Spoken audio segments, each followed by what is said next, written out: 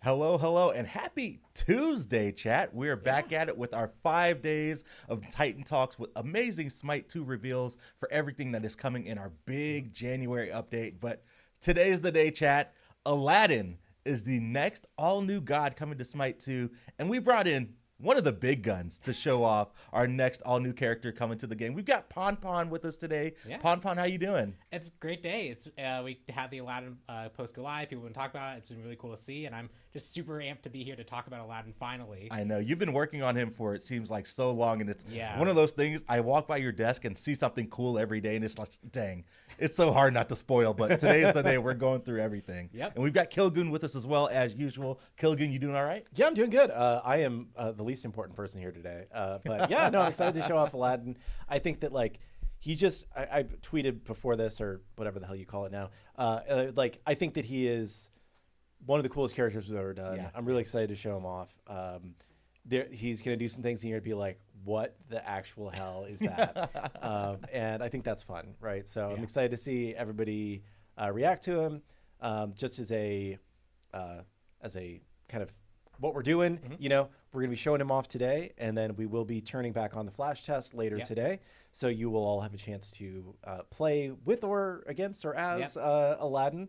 And all of the other stuff from yesterday, the aspects and the conquest map changes will be part of that as well. We depending on if we get I think we have another build going internally right now, so the popping should be fixed. But a couple of visual issues we're working through on our side. But later this afternoon, hopefully we'll have Flash Test go live, so you'll get to actually play him. Yes. Well, before we go into game, chat, we know what you're here for. We do have just one small quick update. We forgot to talk about it yesterday, but in Smite 2 Live, we do have some skins that turned on and are available for purchase. So Killgoon's going to walk us through it really quick. Yeah, so apparently we made this decision that we were going to turn skins on in every week where we didn't have a big update going live, and we got so caught up with the January update, we forgot that we turned skins on yesterday. So just real quick, in case you're curious what turned on yesterday, Tokyo Knight Ares is now available, and he is a classic skin, so you can get him for 800 legacy gems. You can just get him for legacy gems, or if you want to spend diamonds on him, he has 800 diamonds. Once his initial sale price ends, he will go up to 600 diamonds. And then next one, we have 3 epic skins that went on sale yesterday. As a reminder, epic skins are purchasable with 50% legacy gems. We have Bionic Overlord Odin for 1,200, which is 50% off his final price.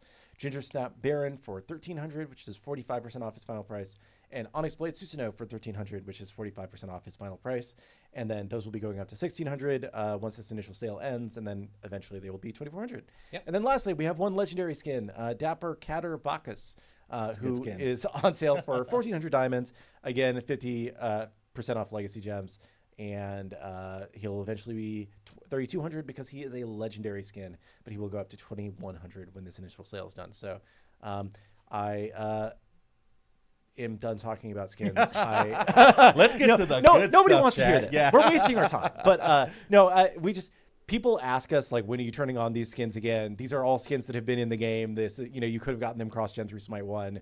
New skins will come to Smite 2 sometime in January or later, right? So not a huge focus for us right now, but if you want to buy those are in-game, and we appreciate you supporting the game.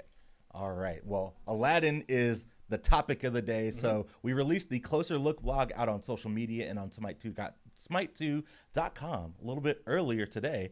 So we're just going to quickly run through it. If you missed that blog before we hop into game, just to talk a little bit more about Aladdin and his core themes before we start showing off the whole kit. So PonPon has got the blog up on the laptop. I'm pulling it up for you, chat. Cool.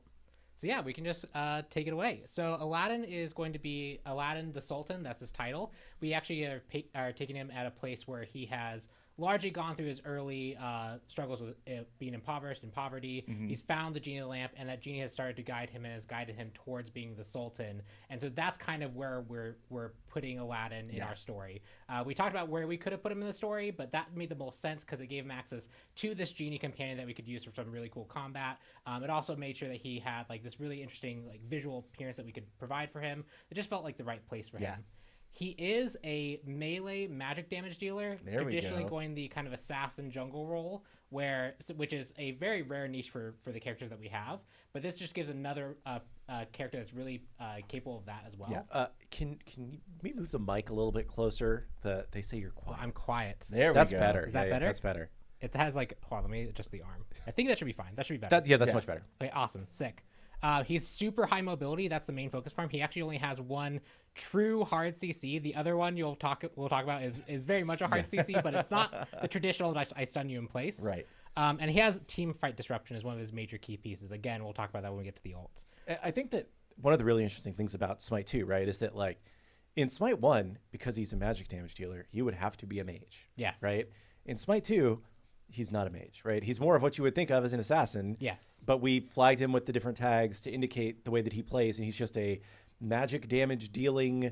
High mobility, high burst, initiator, team fight disruption. Yeah. The things that you're going to traditionally want associated with a particular role. But Yes. he can have all that flexibility just on himself. The other thing to note is he's also a strength and intelligence hybrid, so he actually can build both. And the main difference is for intelligence, he focuses on his own abilities, while the strength side of him focuses on his genie abilities. Yeah. And I saw some early discussions from this blog post talking about like, oh, why is the genie the strength version? Well, he actually has two genies, Yes. which we'll get into here as well. He has a ring genie, which is actually what saves him in the cave where his uncle, In quotation marks, yeah. the person who was trying to trick him, basically took him into the cave to try and get the lamp. And this ring that he was given from that uncle, quote unquote, actually had a ring genie inside of it. And so he actually uses the ring genie's magic to fight on its own. So that's why that's more intelligence focused. Why the big genie is there to kind of counteract his more hopefully optimistic type personality of this more grounded, strong foundation character. Yeah. So that's why the genie himself is much more physically based and much more physically focused. Yeah, and before you started telling us the deep lore here, I had no idea that he actually had two genies. You know, I'm familiar with a lot of the pop culture versions of him, and I think it's cool that we're able to tap into like the actual, who Aladdin is. Yeah. And I will say, some people in chat are like, when do we get to see his gameplay? Hold on, Yeah, we're just going to talk about him a little bit, and then we're going to show him. I'm doing the quick notes of these. Yes. The other big thing that came up in discussions from this blog post is the new Pantheon, Tales of Arabia. There's some initial discussions about why isn't Aladdin just an Arabian god or an Arabic god, and that was the Pantheon. And the big thing was it just felt odd as we were continuing to develop him to have him be the kind of figurehead for this new Pantheon arrival. Yeah. For an area that has so many different cultures and so many different characters that we could draw from, the character from a tale that's more of a folk hero being that staple figurehead just didn't feel right to us. And so we figured that actually the Tales of Arabia, focusing on the 1001 Nights tale, the Arabian Nights tale, just felt more accurate to what Aladdin was. And so you can kind of read our description here. It felt similar to us for the Chinese Pantheon. Yeah. If we didn't have the Chinese Pantheon, we brought Hua Mulan in for the first time, and that was the figurehead for the Chinese Pantheon, it would feel just a little bit odd to us as well. So that's our explanation for why Tales of Arabia. But we will have a note here that in the future, if we do have an Arabic god, an Arabian god who can come in that would be a really good figurehead for that Pantheon, we were actually okay with sunsetting Tales of Arabia and bringing Aladdin into the fold there at that time. But as it stands, as him being the only one that would be in that Pantheon for now, it just made more sense to do Tales of Arabia. Yeah. There's a lot of discussion about that internally. Like, what do we actually call the Pantheon? What's the how do we be appropriate to people that are in the region? So I think this was a good settling place. Yep. So his main themes are him and the genie of the lamp. That's like the main focus we want for the character, and I'll go through this as fast as possible so we can get to the gameplay. But that was really the big focus. We knew that when we were making Aladdin, he had to be Aladdin with the genie of the lamp, and the genie of the lamp had to be a big part of his kit. Yeah.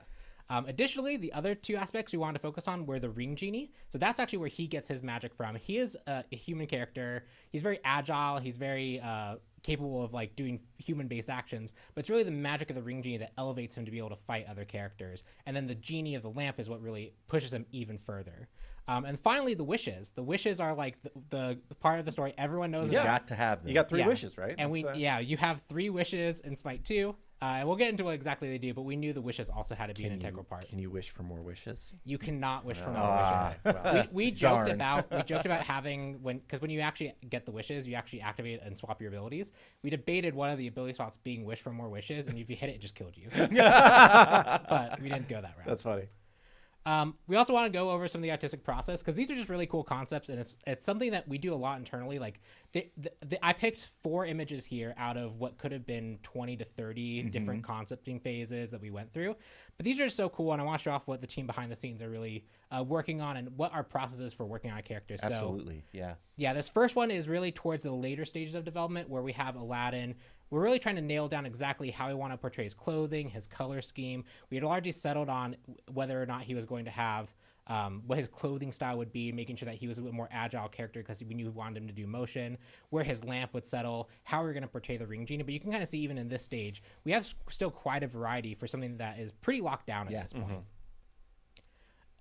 Here are some other options that we could have done for the actual lamp, because that was also another big part of this. Is we knew we wanted a lamp on him as a figure piece, but where do you actually put a lamp on your body, and how much is it going to influence combat? At this point, we didn't know exactly what Aladdin was going to do yet, and so here you can actually see we have like a hip version of it, holding it in the hand, the dual wield giant lamp, Kind of the Gatling gun version. Yep, the Gatling gun version. Whether or not he'd float it, so. Yeah, at this stage, we didn't really know exactly what we wanted Aladdin to do, but just to I just wanted to showcase the different things that our artists, like, as we're concepting, as we're trying to imagine what these characters could be, we sometimes go to wild places as we're seeing, like, what can we actually do? And I think there's no better example of just that kind of process than trying to figure out what we wanted the genie to be.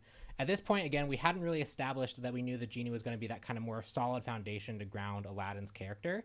And so you can see we have a lot of different varieties of different shapes, different motifs, different even weapons. Like the guy at the bottom right, having that, he has like kind of more intense smile and he has the double daggers. He could have had that kind of play style. But we ended up going with B, where he has that really strong, grounded, foundational feel. I think he's also pretty immediately recognizable as the genie with that giant flowing mustache. Oh, yeah, the mustache is iconic. Which when you see in game, it looks really, really cool. And then finally, you'll get a preview of all the kit functionality where we get to see all the VFX for his abilities. This stage, we knew really what we wanted to do, so we're just nailing down final details of how we want to portray that magic. And the big thing here is notice that his abilities are very orange and kind of gold color scheme, while when the genie actually starts to activate and does his things, he has that more blue color scheme. Yeah. And that's how you kind of differentiate between the two types of magic. And that's also how you'll kind of be able to tell the difference between whether Aladdin has used his genie's tag team kind of ability or not. And then finally, I think now that we're at the gameplay section, we just go into game. Yeah, let's just do it. Let's do it. Are you guys ready? Chat. Pon can get things ready here. All right, we've got 3, 2, 1, and we're in game with Aladdin and Smite 2. So I'm just gonna fire off all of his abilities, and we will see how it goes. 1 second, Pon. Give us a second. I need to unmute the laptop here. Now we should be good. Yes.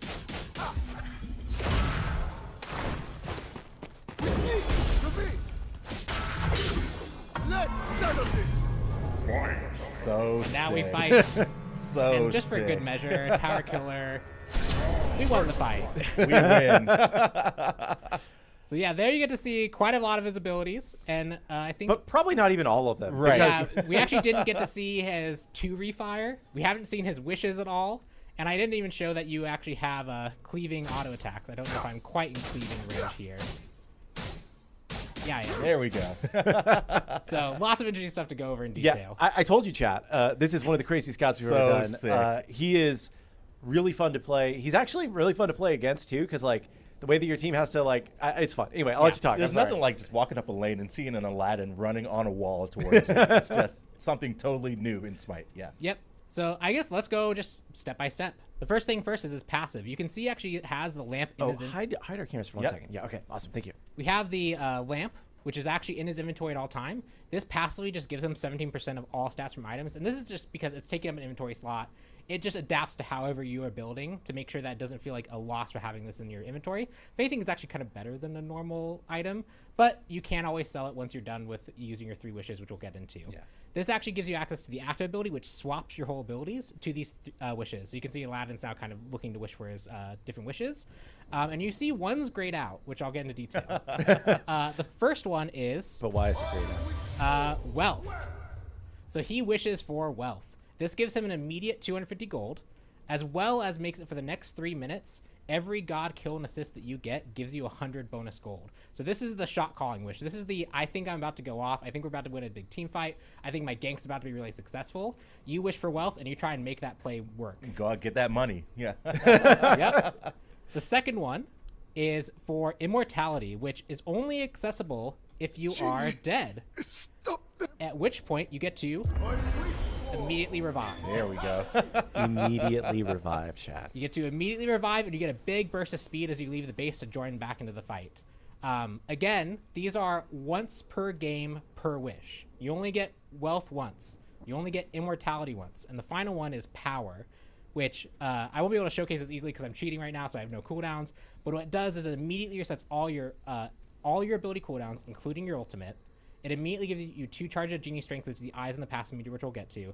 And it resets all your item cooldowns. So once per game, no cooldown will hold you back. Yeah. You just get to immediately pop it all and get them all back. That's great. That's Yeah, it is cool. pretty wild. Yeah, it is pretty wild. All these wishes, we knew that if we were going to do the wishes justice, they had to be these very, very, very impactful things. So they get globally announced whenever you use it, so everyone hears that you've wished for one of these wishes. Chad is asking, even your relic cooldown gets reset when you wish? I actually don't know off the top of my head where I landed on that. Let me check. Cooldowns 1. Yep. Yes. I was pretty sure, but I didn't want to like confirm that without checking. Okay, cool. But you can only do it once in a game. Yes. Yeah. So pick your moment or don't. Use it Yeah. randomly. Now, Up to and you. you can combo these, right, Pon? So if I wanted to use Wish for Wealth and then use Wish for Power to start confirming kills, that works? Yep, you can use them at any point. You can burn all 3 instantaneously if you want. You can save them for the right time. You could not use them at all if you don't want to. But these are your 3 wishes, and making it so that once per game let us really ramp up these effects to be as powerful as possible. Yeah. So that's just as passive. And I know, and then right? once you've used all the wishes, if you want to, you can sell the lamp. Yes. You don't get anything for it, right? It's 0 no, gold to 0 sell. gold to sell it. But again, it gives you that passive stat. So it's good in your inventory by default always. But if you realize that as you get towards the later stages of the game, you really need a specific item and it's taking up your build inventory, you can sell it so that you can just use it for a different item. We just want to allow that flexibility, even if it's a little off theme, Yeah. that you can sell the lamp. It just comes back. The genie after the match just goes like, that was a joke. I'm back. Right, yeah. It, And the- the item does not disappear after you use all 3. It's just you can sell it. So if you Yes. want to buy another active item or some other item in general. Yeah, I was going to say, Pon, one more question on the pass before we move to the abilities. The lamp counts as an active item towards your 3, correct? It does count as an active. So that's also another reason why you might want to sell it to have access to another active item. So there is the passive. All right. Actually, there is another part, which is these. But wait. There's more. There's more. It's the eyes here. You can see these are the genie charges. These are actually what allows Aladdin to bring out the genie in a fight. So you can see here as I activate my first ability, it's a ability that kind of comes together to shoot a bigger projectile. When I fire it out, this ability can be refired. And when I refire it, the genie appears and pushes that projectile back at me. And it took one of those charges away. So that's how his whole kit works, is 1, 2, and 3 all have this functionality. Once you use the ability, you'll be able to refire it so that you can have the genie come in and follow up with some form of attack. So going by each ability, your first ability is, I believe it's Kufik. Yeah, Kufik Invocation. Yeah. And this is, Kufik is a specific art style of like scribing, like lettering to make very artistic pieces of work. Yeah. It actually, this actually spells roughly Jin forward and backward. Oh, nice. That's so awesome. It actually has That's a little cool. extra tell. But you can fire as a shotgun blast that just deals damage to targets that pass through with reduced reduction. And you can fire these back as all these separate Nice. different projectiles. Or you can charge it, which increases the hit area, the length that it travels, as well as it basically does the full damage as if you would have hit all 5 of the small projectiles. You can fire that and have it come back. So this gives a lot of applications. If you can get on top of someone, you can just quickly shotgun blast this as one of the lowest pre-fire abilities in the game. But you have to be right on top of them. Yeah. Or you can charge it up for a more long-range poke. His second ability is Sultan's Grace. This is a pretty standard dash. He dashes through targets, dealing damage. And you can see I have this little refire circle, which if I call, the genie comes in and just unleashes a flurry of punches on the So target in front of me. And the genie is a separate character. He's not Aladdin, so if Aladdin's stunned, CC'd, dead, the genie will just keep punching. Yep. So you can freely cast other abilities during this. You can freely fight. If someone stuns you, these will continue to go out. Just gives this ability extra utility that other abilities don't have. And also the 2 does more damage as I dash the target. So I keep dashing through the target,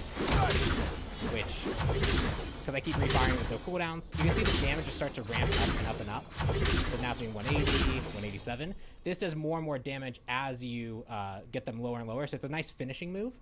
And that finishing like bonus damage scales with intelligence. So if you want to go pure intelligence focused Aladdin, your 2 is going to be a really strong finishing move.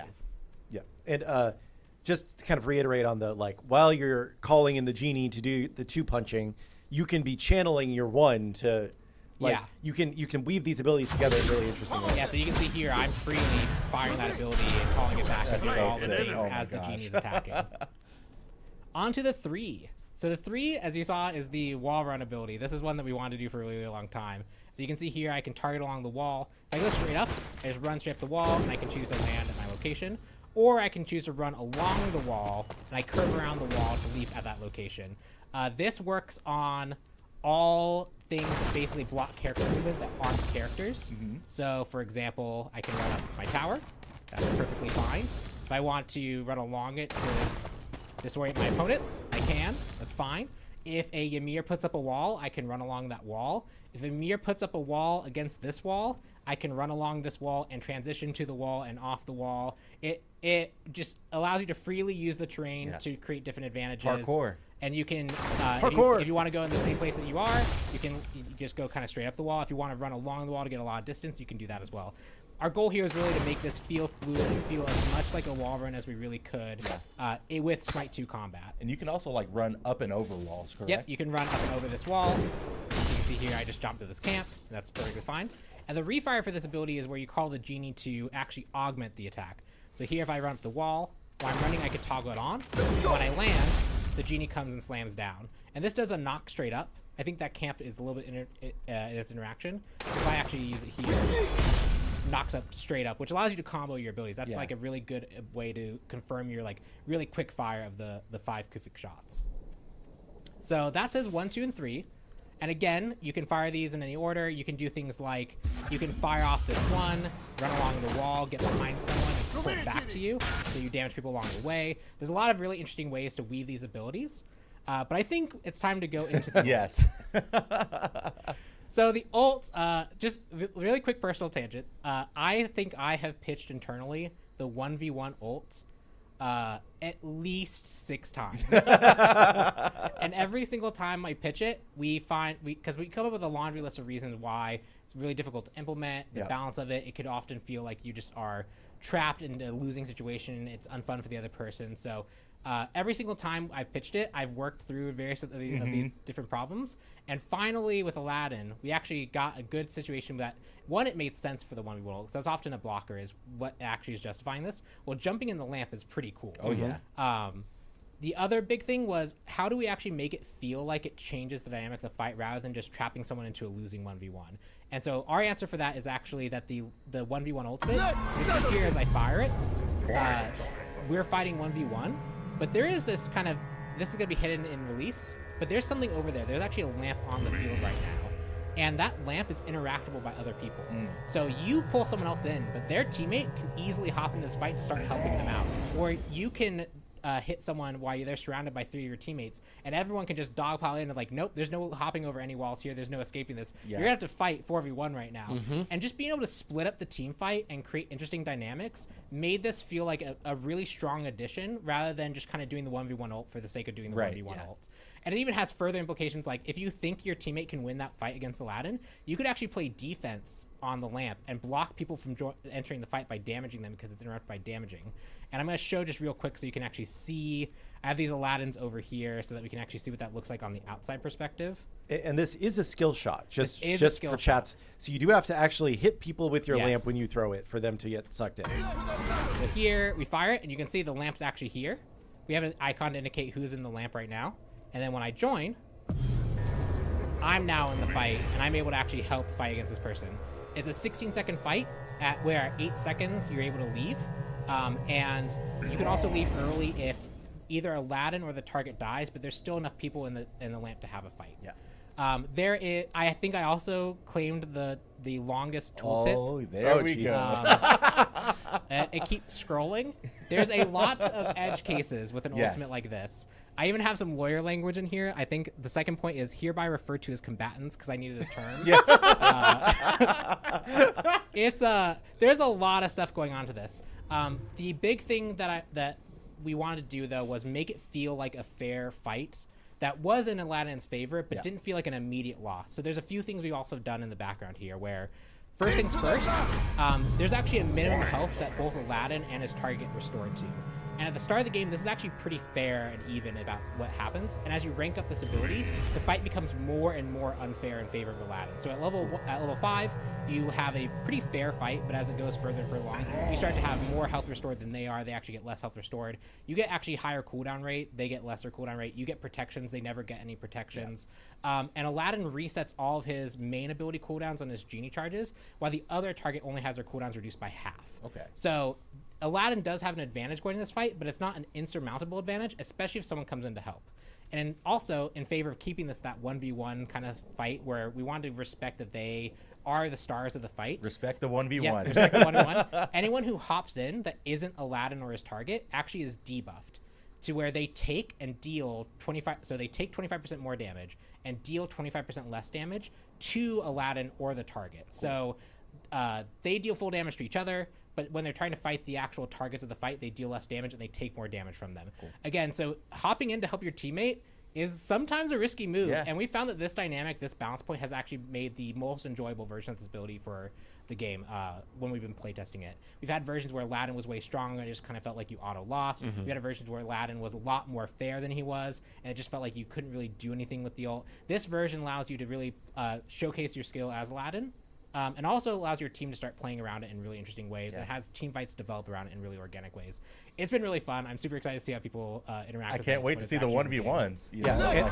This is very new tech for us, right? Yes. So initially, we were not planning on showing off Aladdin until later in the week as kind of like more of a finale to our week of announcements. But we decided, very wisely, I think, it'd be better to move him up to early in the week so that we could start flash testing him sooner and find any potential edge case things that we did not test and did not find, right? Yes. So very likely that y'all will find some weird things around this ult when we start flash testing later today. Yeah. But it's been feeling good. We haven't run into too many issues internally, but there's just so many little weird edge cases around it that it's possible. So we wanted to start testing it now. Yeah, we found quite a few of them. A lot of them required very specific, almost intentional timing to break. I think the only one people might run into without trying really, really hard to break the ability is if you try to join a fight right as it's ending, you could get stuck in the lamp. And in that case, though, you will be able to just recall and you'll be able to leave. But we have that safeguard there for now. That's one we know about, we're working on fixing. But yeah, I'm curious to see how people try to break this. We've had some Morgan shenanigans, some Khepri shenanigans. We've had shenanigans with characters leaving deployables that they can teleport to, or like Thor's projectile, where they can teleport to it. And we've been chipping away at all those issues. But this is a very unique ability. There's a lot of character interactions that have to go into consideration here. I feel like we've gotten quite a few of them, but I'm sure the second it goes live, someone's going to showcase me the most obvious break case that showcases, oh, yep, this is just gonna break and keep your character stuck in there forever.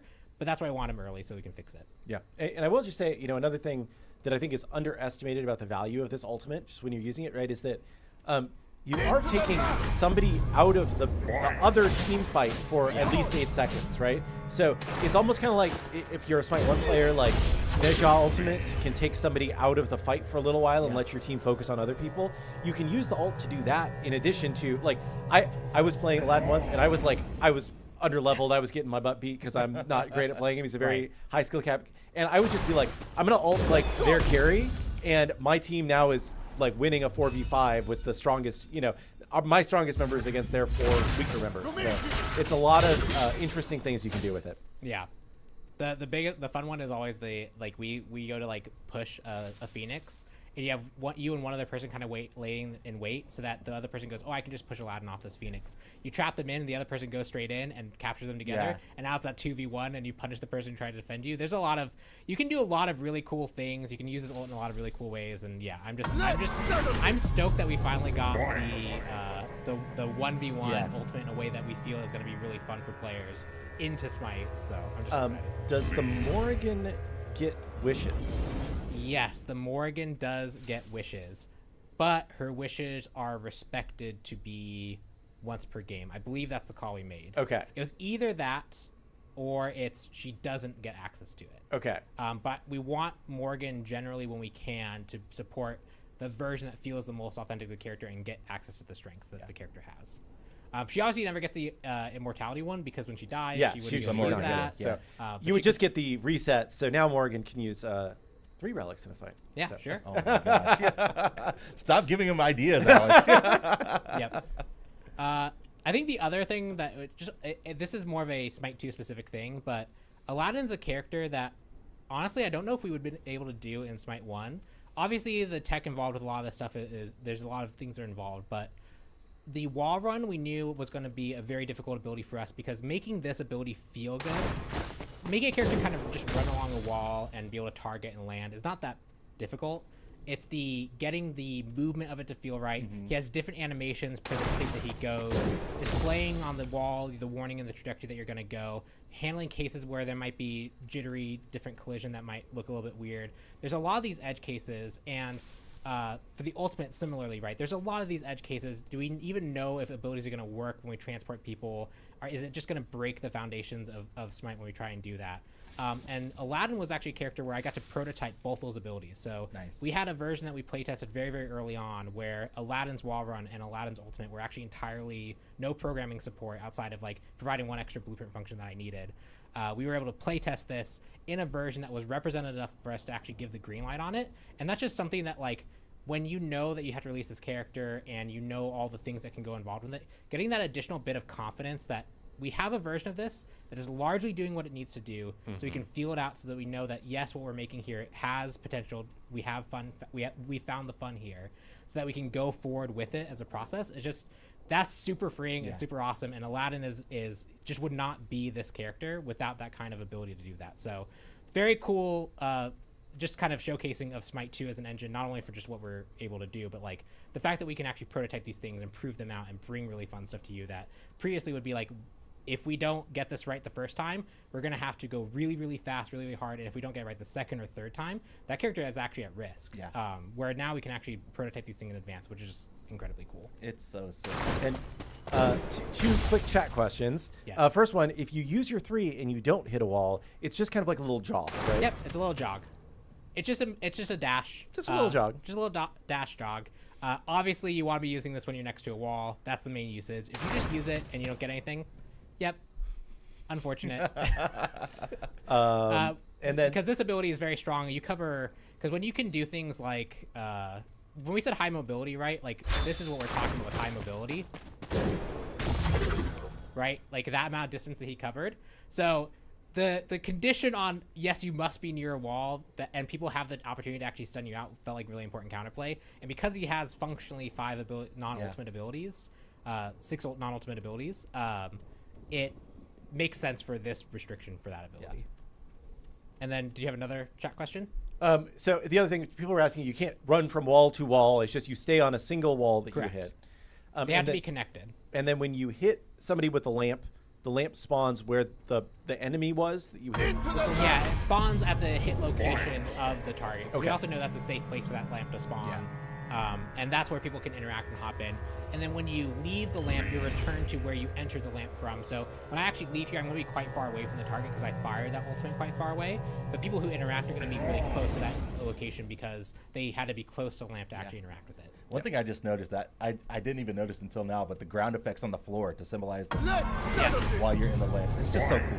So many little details. It's sick. And this is one that we like. We wanted to make sure players had a way to know the time. So you have a debuff timer, but we also have the in-world element showcasing what your timer is. And funny side note, so the genie has grunts and effort sounds that he makes.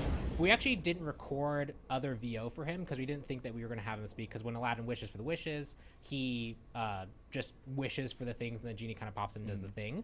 But through playtesting, we found that we needed some other tells. And so I actually quickly recorded just begone and flee. Oh, and nice. and we internally, I guess, have liked it enough that is what's there now. PonPon I talked is to the officially audio the team genie. and they thumbs it up. So I guess I'm the genie for the 3 lines he says. That's awesome. Just very fun. Just a little side note. Okay, a couple more clarifications here. Can he wall run on Umoja ultimate? I need to go actually check that because that came up recently in a check because Umoja wall is a unique case. Okay. My guess would be, and I know, we'll just live test this. Okay. bots up, or bots up 1. Bot shoot 401. Oh, yeah. We're walking on water, baby. Surfing, yeah. So the rule set that seems to be respected always, and Yumoji Wall was the case because she has very particular collision rules, is if it blocks your character and is not a pawn. So you can't obviously run up Ymir. We actually had a bug where one of the characters had collision they shouldn't have had, and Aladdin exposed it because he could run up them. If it's collision that's not a pawn, so towers are fine, walls are fine, edge of map geometry is fine, player deployables are fine, then he can run up them. That's the rule. And so Yumoji Wall, even though she is a very unique case in how she handles her collision, does follow that rule, so you can wall run over them. And if he's running on like an Ymir wall when it's canceled, or the Yumoji wall when it ends out, does he just drop immediately? No, or? he keeps going. So you can see, because we knew that a lot of the wall geo that we have, some goes really high, some doesn't.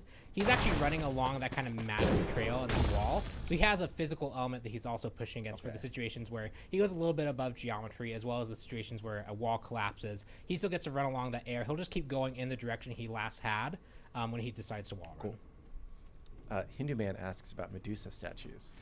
But, My guess is yes. okay. My guess would be yes, but I'm not going to go through the yes. Yeah, Right, yeah. No, we don't need to go through each one. I thought that was a funny one. Oh, man. Awesome. No, like he does so much cool stuff. He's a really interesting god that kind of shows like where we can go when we're starting from scratch on God, especially as we've like gotten more and more familiar with what we can do and what's accomplishable in Unreal 5, right? Yeah. So I think that this like bodes really well for the future of SMITE 2. I can't wait to see everybody try him. And I know, right? I cannot find wait all to the watch the different streams I'm later on super today. nervous that because this happens with every God release, but I'm super excited, but also super nervous because everyone's gonna launch onto the flash test, gonna try him out, and we'll get some pretty raw feedback about how people feel like he's working. Yeah. I just hope that mostly people have fun with him. People really enjoy the ult. Definitely give him, if you play him, give him kind of a second game after you've understood the familiarity. And as people fall into every person who's played Aladdin so far kind of falls into that initial trap of the ultimate, which is, oh, the target's at 10 health. I know that if they're running away from me, this is my chance to finish them off. So I'm just going to throw my ult. Aladdin's ult very much is not that, right? Yeah. You have to be... If you do that, they're going to actually heal up because they've restored that minimum threshold, and then you have to win that 1v1 fight with that restored health, which late game you'll probably be able to do just fine, but in the early game that might be tough. So you got to really think about the ult. It does no damage on its own. It actually does 0 damage when you hit the target. So you got to be really cognizant about how you're using the ult, but when you use it well, when you trap someone in with like your teammates hopping in to help you out, it feels very satisfying. Or when your teammates get to like zone out a whole enemy team from helping save their ally because you're able to like throw like a ground deployable that just keeps ticking on it so people can't get into the lamp anymore. Your teammate gets to play goalie. There's just a lot of cool interactions that happen. Our comms have often blown up off of things happening off Aladdin ult. So yeah, and generally the more people are talking about stuff in playtest, the more fun it is to play around, right? It's like we showed that clip yesterday of the new ward thing that lets you ping everybody on the map, and everybody being excited when they're all hiding in the bush. You know, I think that like those kind of moments are where we're like, okay, we're on to something here. So we've had a lot of them with Aladdin. He's awesome. A very fun character. Yeah. And I also saw one other note that I want to answer, which was, can you actually avoid the ultimate if you're hit? If you're CC immune when the lamp hits you, it will not go through. If, however, you are hit, at that moment, you can't cleanse it. You are going into the lamp. Yeah. Cool. Very cool. We're super excited for players to get their hands on Aladdin later on today. I've got us back to cams. You want to go through the Ascension Pass stuff? Yes. Oh, yeah. Let me hop out. Try not to spoil. He's got a real good global email. I know. Spoil anything. Okay, right, I think we're safe. All right, I'm bringing us back. Boom. So yep, here's his main page. There's currently a bug where right now you're not seeing the genie on the first view, but when you go over to his abilities or any of the other menu, you'll see the duo right here next to each other. Onto the Ascension Pass. So we got the shadow skin looking good. Yeah. Oh, I'm curious about the trackers for Aladdin. Yeah. The first one is Good Fortune. So this is the amount of wealth generated by Wish Wealth. So this is just how much gold have you generated over time. There you go. Yeah. How good were your shot calls about actually wishing for wishes. We got the clap. You can see kind of also the genie changing is just really cool. Yeah. Got assists. Lamp victories is the other tracker. So this is the amount of times that you brought someone to the lamp and the fight ended up with that target dead and you leaving. Nice. So Cool. the amount of times that you've basically won the fight. So how good are you at shot calling your duels? Yeah. We have the gold, I love it. which we can see the gold The version. black of and the, gold is just so Yeah. clean. Yeah. It looks so good. I like the gold eyes too. Yeah. These skins are just sick. We got the opal. Very classy. Oh, man, that I love the details on the robe there. that genie's so cool. Are you ready, chat? Yep, here's the emote. I am told that this is in fact a reference. I love this one though. That's just so dynamic, and it Yeah. makes the duo just really stand out. It's sick. Onto the wave. Very classy, very respectable. And then his title is Wishmaker. There we go. And then we got God Kills, Aladdin Mastery badge, and then the radiant version of him. And the genie's looking clean. The silver and gold genie is so cool. Yeah, it looks good. Oh, that's so sick. I love that. And then is the card effects in yet, or are they still? Yeah, That's usually the last thing to come in. I normally when we look at them on the Yeah, show. where do I click actually that, grab that them? tiny square above Yeah. the Oh, radiant yeah, there we Aladdin. go. Yeah. So it's going to be this one, which is come true. So you got that kind of star scene with the Ooh, nice cannon nice. pattern. Nice. Yeah, this is nice. This is nice and subtle. I like those. That's sick. All right. Well, Cool. We've got a little bit of time left for. I had one other thing I want to talk about. Yeah. which is how, Oh, yes, you how did. you will unlock these characters. Oh. So far, throughout our alpha testing period, if you have bought one of the founders editions, you just have all the gods, right? Easy. If you got access to Smite via a key that we gave away, we've had the gods all on free rotation because we didn't really have a good way of unlocking them yet. Yeah. So you've had access to the gods, except for the most recent gods. The most recently released gods, you had to purchase still, or buy Ultimate Edition. Going forward in our next release, in our January release, we're going to be changing the way that you unlock gods. We've got in a system to do it. And it's pretty simple. It's pretty straightforward. Every time you level up, you're going to get a god token. You can spend that god token to unlock a god. That's it. That's it. That's pretty much it. So if you have purchased a Founders Edition, instead, you will get 100 diamonds up to level 50. So you will earn back more in a diamond value than you spent on unlocking the Founders Edition. So we think this feels really good for new players because you're just going to be able to grind and unlock gods at a pretty good rate. We think that it's really good for people that chose to buy in because it's like, I get to play all the gods now and then I'm playing to earn back my value. And it just is kind of the best of both worlds, right? We also some games are going towards just unlock everybody at level 1 for everybody. We don't think that's the best path because it's so overwhelming to try and learn a million characters at once. And the choice is overwhelming, And people that have been playing Smite for forever, obviously it's a different experience than when you're brand new, right? So that's the way that we're moving in. When the new update comes out, you'll just have the god tokens or the diamonds up to where you've unlocked. Yes, a lot of people in chat asking if it's retroactive for the people who. We've got some grinders out there who have already passed level 50. Yes. So, yeah. And I do believe, yes, this is retroactive. I will say, I believe that in this update, we are going to change the level curve slightly. So you might find yourself being a lower level than you have accomplished. Because when we initially put the level curves into Smite 2, we didn't have this system in mind. Right. You should still, even with the updated level curves, for your first 10 levels, be leveling every game or two, right? Or 3. It should be pretty quick to unlock gods at the beginning, but then it should slow down a little bit as it progresses, right? Yeah. We don't want it to take forever for you to hit level 50 and get your all your diamonds back and everything, or to get all the gods unlocked. But we just think the curve wasn't designed with this system in mind, so that that will change a little bit. I think there was something else I was going to say about that system, but I don't remember what it is right now. No, I think that's it. I mean, we are doing every week data this week, right? Is that? Yeah, we're Oh doing, yeah. Oh, I remember what it is. So in this new system, the god tokens. still not going to be able to use the god tokens to unlock the most recently released gods. In the same way that the most recently released gods are not available on the rotation right now. Yeah.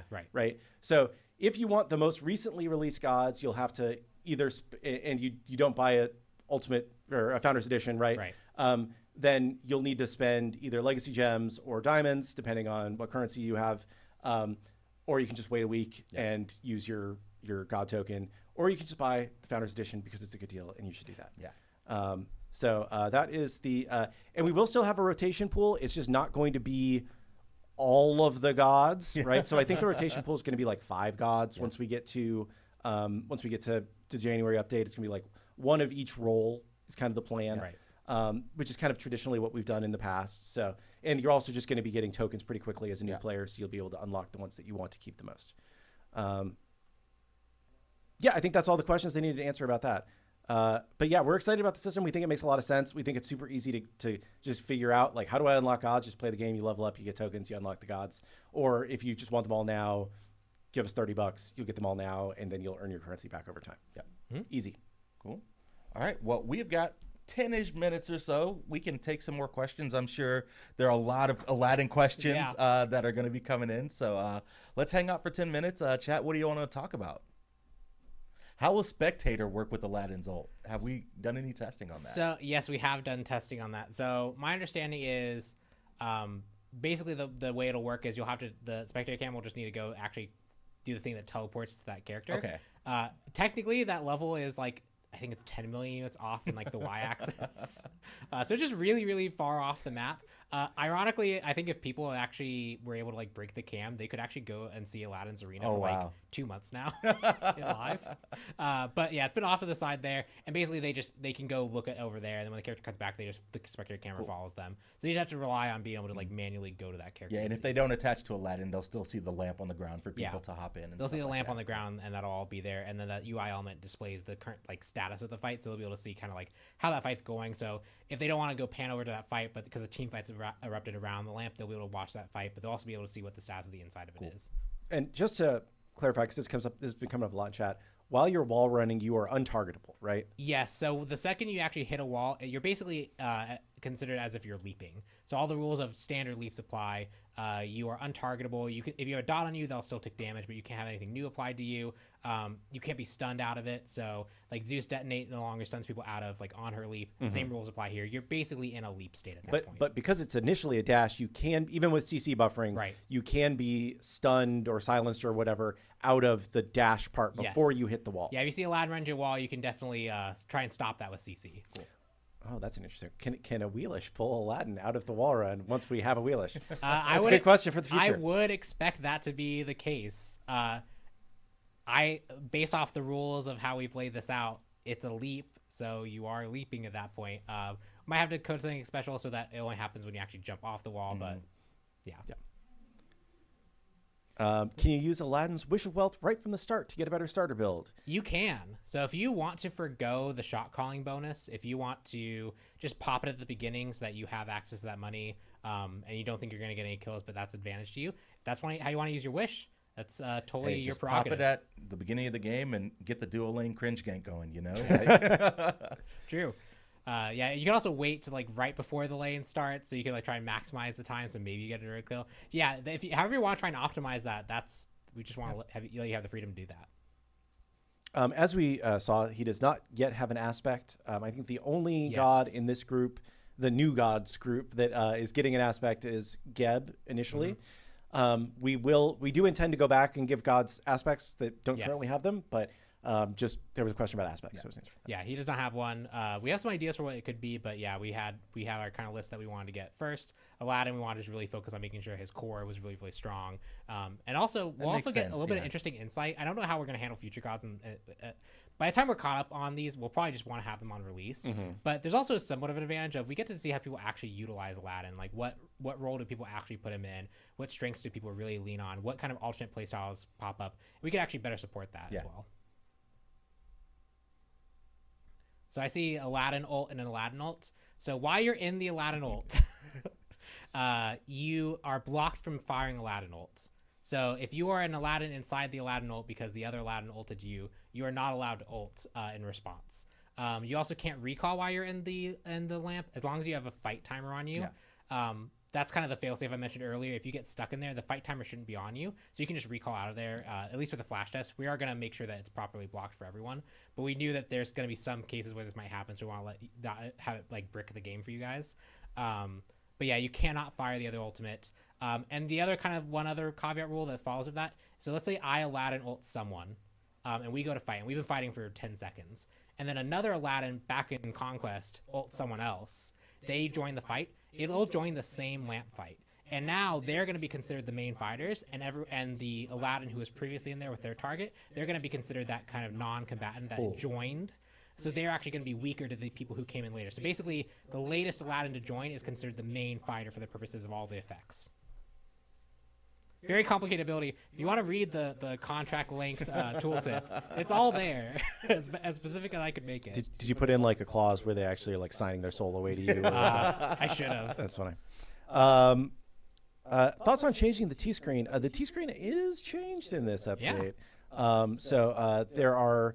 I don't believe we have bounties in Smite 2 the way we did in Smite 1. Like if somebody's on a kill streak, they're definitely worth more. Okay. We have our rules are pretty similar. I think we have some tuning adjustments, but the general rule of like it being like the level differential as well as if they've been on a hot streak, shutdown bonuses are a thing.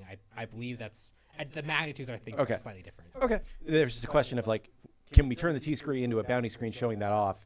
And I was like, maybe we need to surface those somewhere, but. The new T-screen looks pretty good. There's also a death recap, which is very awesome. So when you get killed by Aladdin, take a look at the death recap and see how much damage you did to you from different sources. Yeah, I've been actually surprised a few times that I've died because we've been playing with it without it for so long that I've kind of learned to like try and parse fights as best I can. And there have been a few deaths that I've had like, oh, actually, I would have totally misattributed what I died to. Yeah, it's a really good feature. There's a question about HDR and Xbox when. We are looking into that, but I don't have an ETA for you. And people were echoing. Why did we start echoing again? Oh, no. What happened? We were fine all show. Fine all show. What happened? Well, we'll just answer a couple more questions with the echo, and then we'll wrap it up because it's almost 2. Flash test available on PS5, ? We do still want to do some console flash testing. I don't believe it's going to be today. I will talk with our release manager after this and make sure that we try and have a plan to get that sometime this week, and I will let y'all know.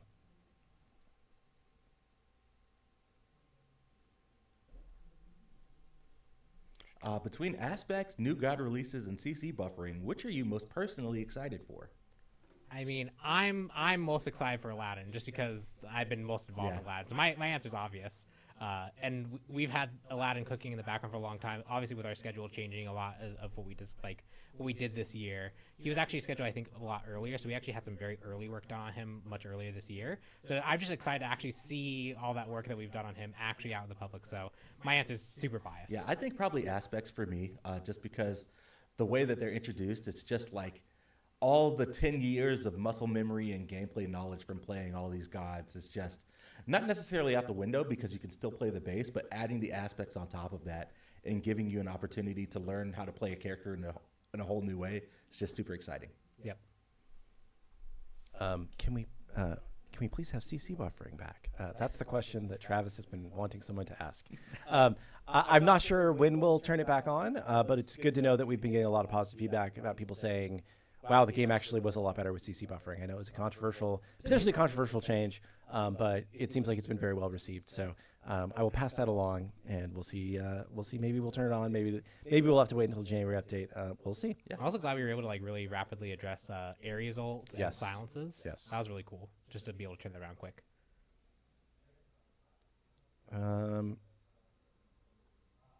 There's a question. What are we going to talk about tomorrow? Oh, you want a spoiler alert? Yeah. Spoiler alert. So the next 2 days, we're going to talk about 2 of the classic gods that are coming over each day. So we're going to talk about 2 gods tomorrow, and then 2 gods on Thursday. I think tomorrow is Agni and Hua Mulan. Agni and Mulan tomorrow. Okay. Nice. So if you want to see how Agni and Mulan are changing up tomorrow, Hua Mulan, because we are changing her name as chat has requested. Tune in. They do some cool stuff. Yeah. Maybe one more question. Oh, one more question. Okay, it's time. We're at 159. You need Joust timeline. We will be talking about Joust on Friday. There we go. So if you are a Joust enjoyer, we will be talking about Joust on Friday. There is also obviously going to be duel. It's the same map. I don't think there's any change between them. So we'll just be showing the map for Joust and duel on Friday. Yeah. So and then Assault. I think we're currently targeting Monday for probably. So that's kind of the whole schedule. Things can change, but that's the current plan for the things we're going to show off. Oh, we also only talked about you're going to get 50 God tokens up to level 50. We don't even have 50 gods in the game yet. We will add more God tokens to future levels as we need them. Yeah. So you aren't going to get into a place where you can't unlock gods. We do not plan to add more diamonds past level 50 because we feel like at that point you've already more than made your money back if you bought the Founders Edition, and we feel pretty comfortable with that. So that's the plan for that. And I've answered 2 questions. There we go. Somebody else Yeah, answered right. one more question. You took it. I see a lot of people asking about 2x Worshippers. We are planning for 2x Worshippers in Smite 2 very soon. Very soon. Probably around the holidays. So just keep an eye out on our social media channels. Yeah. I saw someone also ask just what has Aladdin been successful at in playtest. Jungler has been the main thing we've been playtesting at. Having access to multiple abilities earlier than other characters, just the high mobility, and obviously like if you go to mid lane and you ult the other mid laner and your mid laner can hop into fight and they can't just retreat under the tower, very good. Similarly, solo lane having the extra abilities, that's probably where I expect his alt role to be, is more solo laner. But we've been really seeing that jungle success. Awesome. Well, Cool. I'm super excited for everybody to play Aladdin today. Yeah. Thank you, Pon, for coming on. I to know, talk about right? Aladdin. Shout outs to PonPon. Before we leave, I just want to give huge kudos to the entire development team. I know Yes. Aladdin was a huge undertaking, but just everyone from design, programming, 2D art, modeling, rigging, animation, just like VFX, like the whole thing came together so well, and I'm Yeah. just super excited for players to finally get their hands on Yeah, Aladdin. the programmers squashing all the bugs that I gave them. QA, you know? Yeah, Like, QA look like we've had multiple smoke tests finding all these break cases, and QA's been really instrumental in like actually isolating these test cases for us. The animators did a really good job of really trying to deliver on his more kind of this like really optimistic, hopeful character and strength of the genie, and also working with all the technical hurdles of. We had various versions of the wall run early on, and so every time we were like, oh, we actually think this will work better, we think this will work better, we had to go back with the animators, and they had to rework how they approached it. So just the whole team, early, you can also see in the closer look, I focus a lot on the concept art team, but they're also instrumental to really help flesh out, like when we actually go to make the character real, really flesh out so we have a solid direction to go. The whole team killed it. There's just so many talented people that I get to work with every day. And yeah, Aladdin would not be possible without them. That's awesome. Well, chat, thanks so much for joining us for our second of 5 Titan Talks this week. Aladdin will be available on Flash Test later this afternoon. Keep an eye out on our official social media channels and our official Discord for news on when you can hop in and start playing with the Sultan. But until then, we'll see you on the battleground. Peace.